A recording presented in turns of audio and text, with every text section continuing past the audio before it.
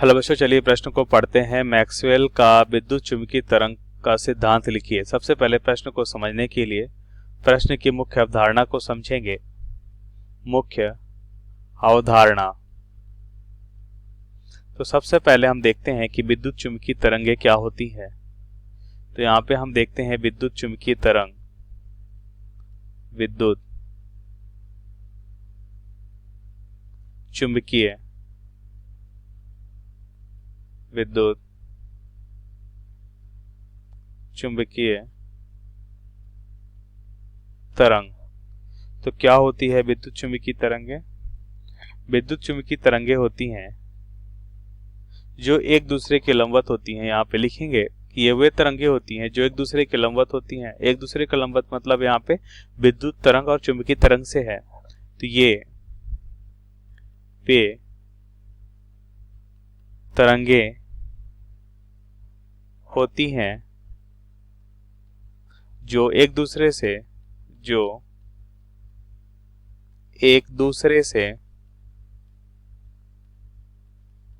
लंबवत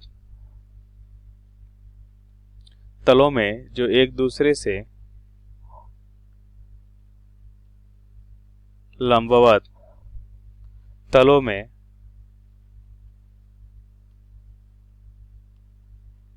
विद्युत क्षेत्र और चुंबकीय क्षेत्र के जैवक्रिय दोलन से बनी होती हैं। तलों में विद्युत क्षेत्र और चुंबकीय क्षेत्र और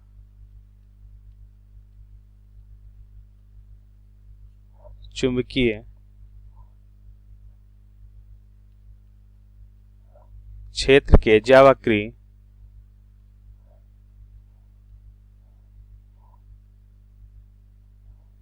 या वक्रीय दोलनों से बनी होती हैं।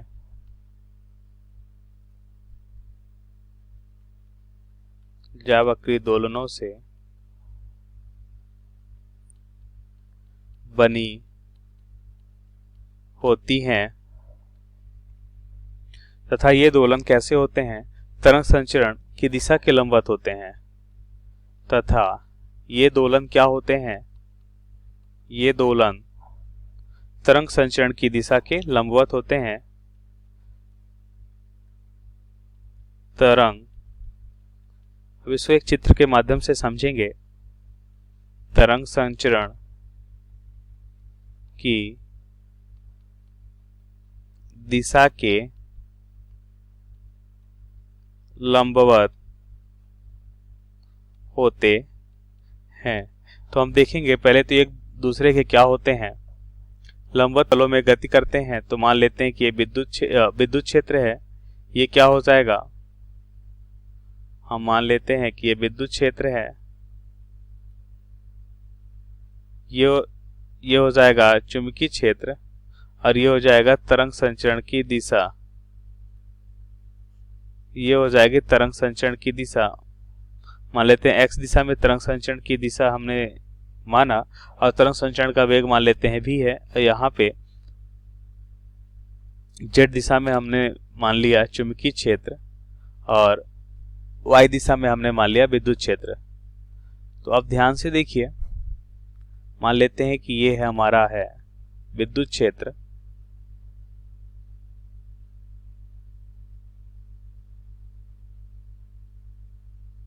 ये हो गया विद्युत क्षेत्र और यहाँ पे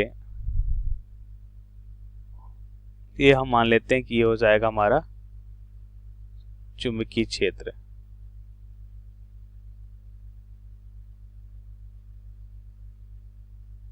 ये हो जाएगा हमारा चुंबकीय क्षेत्र। तो हमने देखा कि विद्युत क्षेत्र और चुंबकीय क्षेत्र परस्पर लंबवत हैं और तरंग संचरण की जो दिशा है इन दोनों क्षेत्रों के लंबवत है। अब प्रश्नानुसार उत्तर को समझते हैं। तो मैक्सवेल के नियमानुसार हम देखते हैं, या मैक्सवेल का विद्युत चुंबकीय तरंग का सिद्धांत हमने देखा, या मैक्सवेल सिद्धांत के अनुसार हम देखते हैं कि सन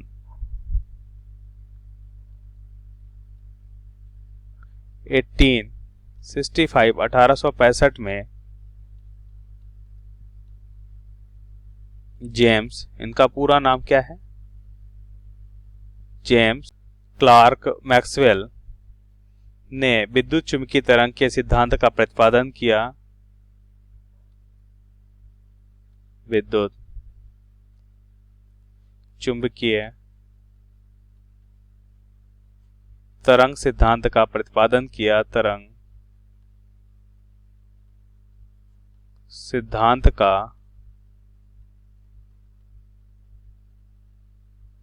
प्रतिपादन किया, जिनके अनुसार हमने क्या देखा, यहां पे हम लिख सकते हैं, इस सिद्धांत के अनुसार,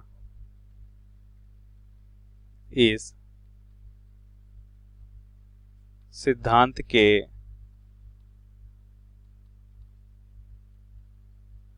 अनुसार हमने देखा कि यदि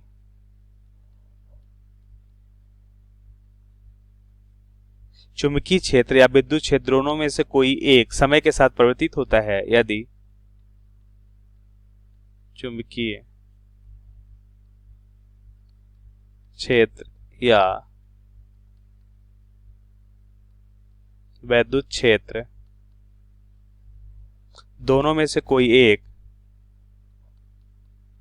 दोनों में से कोई एक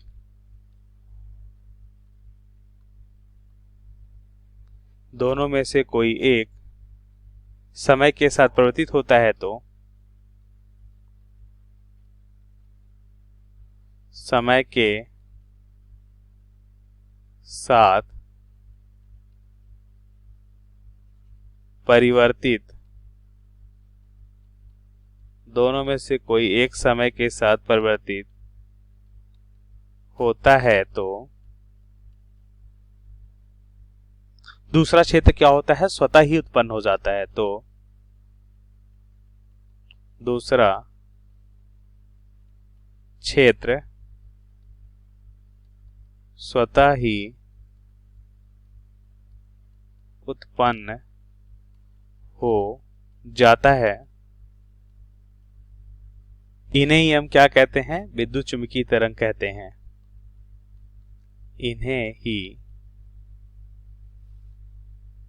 इन्हें विद्युत चुंबकीय तरंगे कहते हैं। इन्हें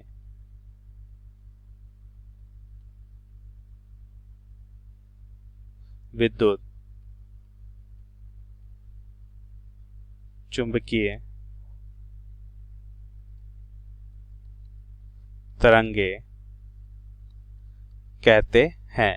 तो हमने देखा कि यदि परिवर्तित चुंबकीय क्षेत्र हो या परिवर्तित विद्युत क्षेत्र हो, तो हमने देखा कि यदि समय के साथ परिवर्तित होते हैं तो दूसरा क्षेत्र स्वतः ही उत्पन्न हो जाता है।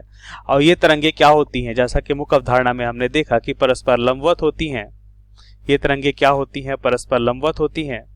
और तरंग संचरण की दिशा भी क्या होती है, इन दोनों तरंगों के परस्पर लंबवत होती है। तो यही क्या कहलाते हैं, विद्युत चुंबकीय तरंगे कहलाते हैं। अगर चित्र में देखें तो हम फिर से देख सकते हैं कि हमने एक्स दिशा में, धनात्मक एक्स दिशा में तरंग संचरण की दिशा लिया, वाई दिशा में विद्युत क्षेत्र अगर हम लें, और जेड दिशा में हम क्या लेते हैं, चुंबकीय क्षेत्र लेते हैं, तो हमने देखा तरंग संचरण की दिशा कैसी होती है।